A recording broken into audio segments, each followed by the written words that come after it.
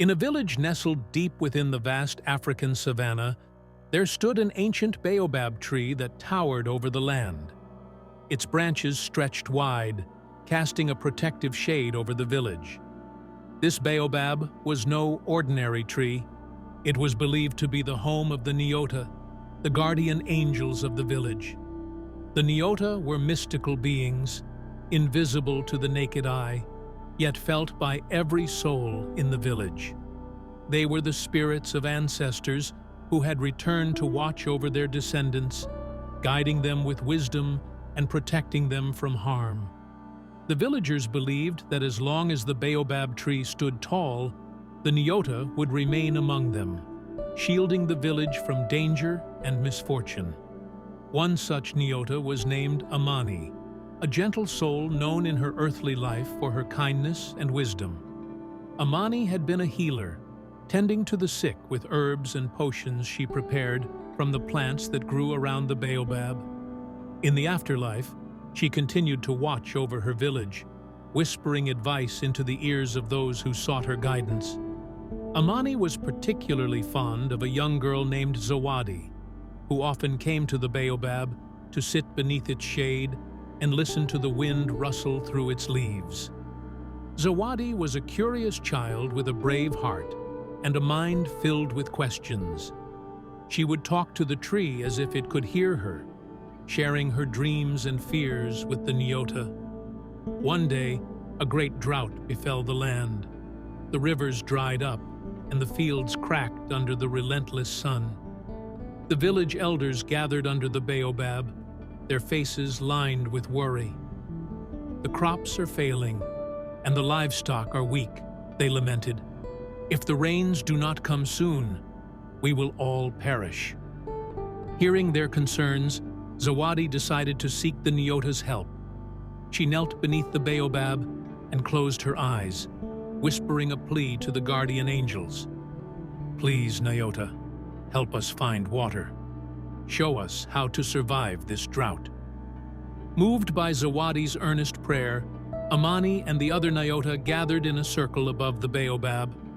They knew that the village was in grave danger and that they had to act swiftly. Amani, with her deep knowledge of the land, suggested a solution. "Long ago, when I walked this earth, I discovered an underground spring hidden in a cave beyond the hills," Amani said. "But the path is treacherous, and only those with a pure heart can find it. We must guide Zawadi to this spring." The Nyota agreed, and Amani descended gently from the baobab's branches, her ethereal form shimmering in the sunlight. She whispered into Zawadi's ear, "Follow the path of the setting sun, my child, and you will find what you seek." Trusting in the guidance of the Nyota, Zawadi set out on her journey, her heart filled with hope and determination. She walked for hours, her feet sore and her throat parched, but she did not waver. The sun began to dip below the horizon, casting long shadows across the land.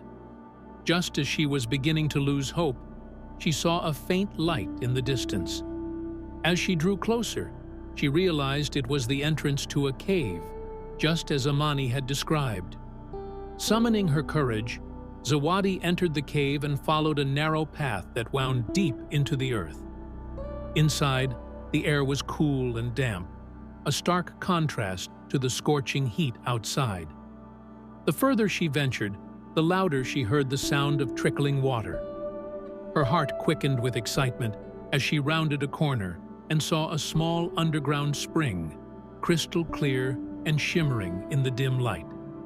Zawadi knelt beside the spring and cupped her hands, drinking deeply of the cool, refreshing water. Tears of gratitude filled her eyes as she realized the Nyota had led her to the spring.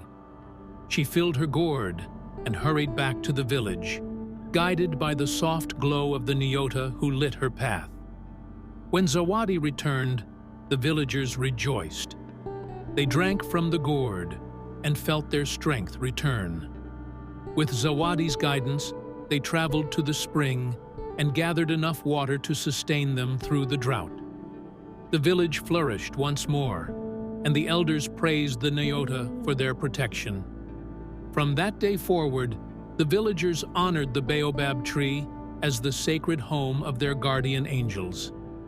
They knew that as long as the tree stood, the Nyota would watch over them, guiding them through life's challenges with love and wisdom. And every evening, as the sun dipped below the horizon, Zawadi would return to the baobab, whispering her gratitude to Amani and the other Nyota who had saved her village. The guardian angels, in turn, would bless her with dreams of hope and visions of a bright future, knowing that as long as there were hearts as pure as Zawadi's, the bond between the living and the spirits would remain unbroken.